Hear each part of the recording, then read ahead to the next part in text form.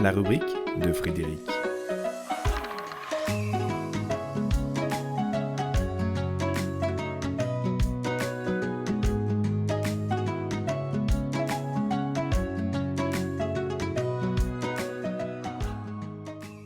La critique est aisée, mais l'art est difficile. Voilà une phrase qui court dans les esprits depuis le XVIIIe siècle et qui habite celui ou celle qui cherche à pénétrer l'art du vivre ensemble sans juger l'autre à l'aune de ce que l'on voudrait qu'il soit. Pas simple car cela oblige à accueillir sans a priori, sans attendre quoi que ce soit d'un autre. Les critiques viennent toujours de nos attentes. La pensée, l'action, l'expression des alter-ego qui ne correspondent pas aux valeurs ou aux idéaux qui gouvernent notre existence, parfois même inconsciemment, s'insinuent toujours dans nos champs relationnels.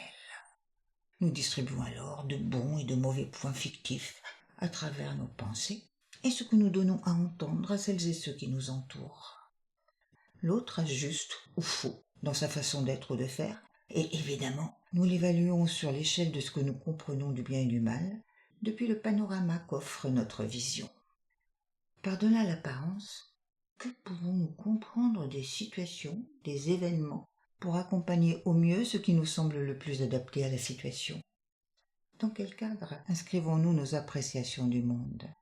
Partant du fait que chacune fait au mieux, eu égard à sa position sur l'échelle de l'évolution, choisissons-nous de mettre l'accent sur ses potentiels ou sur ses limites?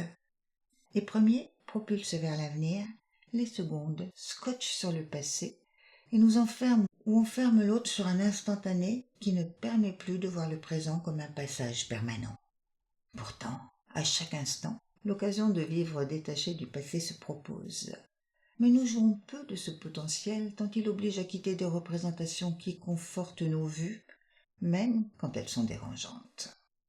Inscrire une situation, une personne dans une case rassure, mais ne nous permet pas de regarder l'existence et ce qui s'y déroule avec l'œil de celui qui découvre. Celles et ceux qui nous connaissent parfois nous figent, comme nous figeons celles et ceux que nous croyons connaître en fonction de ce qui nous plaît ou nous gêne dans leur manière d'être au monde.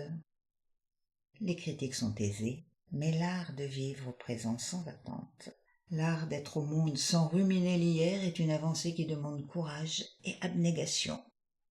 Il ne viendrait pas à l'idée du grimpeur de s'accrocher à une prise et de ne pas la lâcher s'il veut s'élever dans la voie qu'il choisit d'emprunter. C'est pourtant ce qui arrive si nous restons fixés aux étapes antérieures sans réaliser qu'elles sont un passage. Or, faire du passage un tableau gravé dans le marbre n'est pas une œuvre d'art, mais une œuvre de mémoire qui souvent empêche d'aller de l'avant. À chaque instant, l'opportunité d'entretenir les limites ou d'encourager les potentiels est offerte. Il faut le savoir, il faut le reconnaître, et choisir la proposition que nous souhaitons servir pour constater à quel point la critique est aisée et l'art difficile.